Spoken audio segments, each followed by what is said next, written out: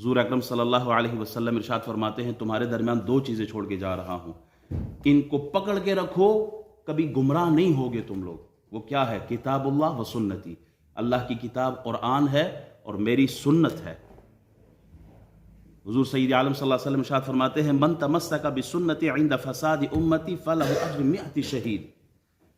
جو شخص بھی میری سنت پر اس وقت عمل کرے گا جب امت میں فساد آ گیا ہو، اسے 100 شہیدوں کا ثواب ملے گا۔ شہید جان کی قربانی پیش کرتا ہے، خون بہاتا ہے، اپنا کوئی عام بات نہیں ہے، اور پھر 100 شہیدوں کا ثواب ہے۔ یہ کب ہوگا؟ جب ایسا وقت آ جائے امت پہ جب لوگ تانے دیتے ہوں، گالیاں دیتے ہوں دیندار طبقے کو، جو حضور کی سنت پر چلنے والے لوگ ہوں، انہیں تانے سننے پڑے، گالیاں سننی پڑے۔ جب کہا جائے وہ داڑھی رکھ کے تو صوفی بن گیا ہے، مذاق اڑایا جائے۔ جب آدمی اپنی بیٹی کی رخصتی کروڑ پتی شرابی کے ساتھ نہیں بلکہ ایک تقوی دار انسان کے ساتھ، سفید پوش انسان کے ساتھ، دیندار انسان کے ساتھ، اگرچہ وہ دنیاوی مال نہیں رکھتا، اس کے ساتھ اس کا نکاح کر دے تو پھر تانے بھی سننے پڑتے ہیں۔ اس کو پورے جہاں میں اپنی بیٹی بیانے کے لیے صرف یہی گھرانہ ملا تھا؟ اس نے شرابی کے ہاتھ نہیں بیچا، اس نے ڈرگی کو نہیں دی اپنی بیٹی، بلکہ ایک دیندار آدمی کو دی، اگرچہ وہ کمزور ہے، غریب ہے، لیکن اس نے فوقیت اللہ کے دین کو دی ہے۔ نبی اکرم صلی اللہ علیہ وسلم ارشاد فرماتے ہیں 4 چیزوں کی وجہ سے نکاح کیا جاتا ہے، لمالہا جمالہا ولدینہا ولحسبہا فاظفر بذات الدین۔ 4 چیزوں کی وجہ سے لوگ شادیاں، ایک مال کی وجہ سے، جمال کی وجہ سے، اور حسب نسب کی وجہ سے، دینداری کی وجہ سے۔ دینداری کو اہمیت دو، پریورٹی دینداری کو دو۔ اگر ایک آدمی دینداری کو پریورٹی دیتا ہے اور لوگ تانے دیتے ہیں، خاندان والے ہی نہیں چھوڑتے، تو میں کہتا ہوں یہاں ناک کٹ جائے یہ منظور ہے۔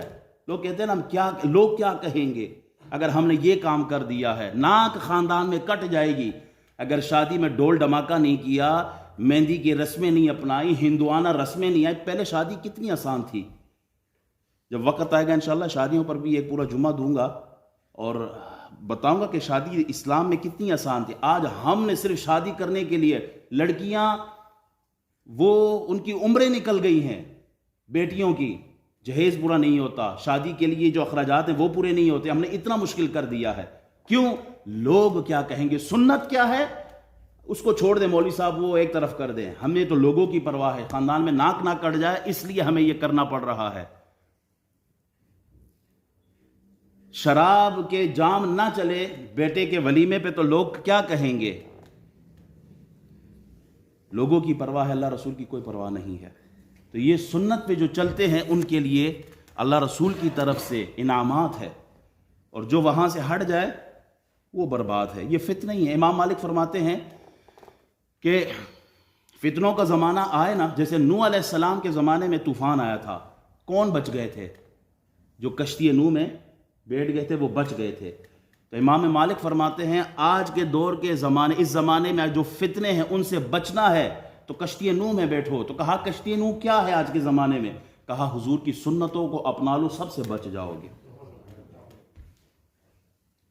حضور کی سنتوں کو تو اپنائے نا، حضور کی سنت سے پیار تو کرے۔ ہمیں تو حضور کی سنتوں سے ٹو بی آنسٹ ہمیں دنیا داری کا پتہ ہے، یعلمون ظاہرا من الحیات الدنیا، کہ ان کو دنیا کی سب کچھ پتہ ہے، دنیا کمانے کا پتہ ہے، فائدوں کا پتہ ہے، وَهُمْ عَنِ الْآخِرَةِ غَافِلُونَ، اور آخرت سے یہ غافل ہے۔